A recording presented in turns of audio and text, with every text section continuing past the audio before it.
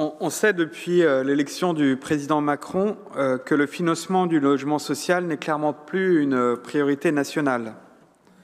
Aujourd'hui, on sait aussi que de nombreuses familles vivant dans des logements du parc public sont exposées à la vétusté des logements, aux déperditions de chaleur, à l'humidité, ce qui génère des consommations énergétiques démesurées pour des familles finistériennes aux bas revenus, voire parfois des problèmes de santé.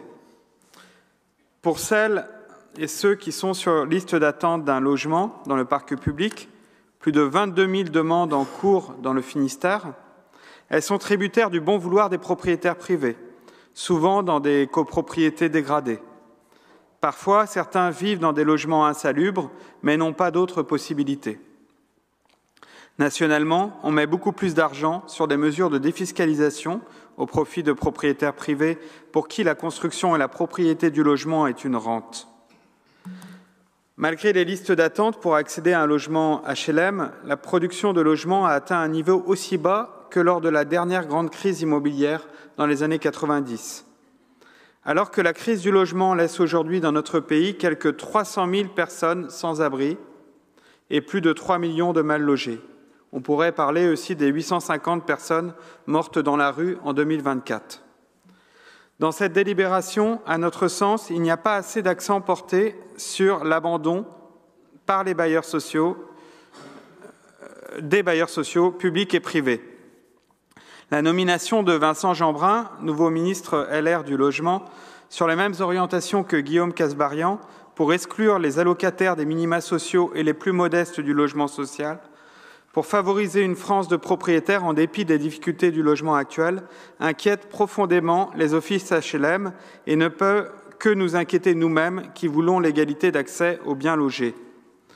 Le discours continuel contre la fin du maintien à vie dans le logement social recouvre en réalité un acharnement contre les locataires du parc public en particulier, et c'est incompréhensible.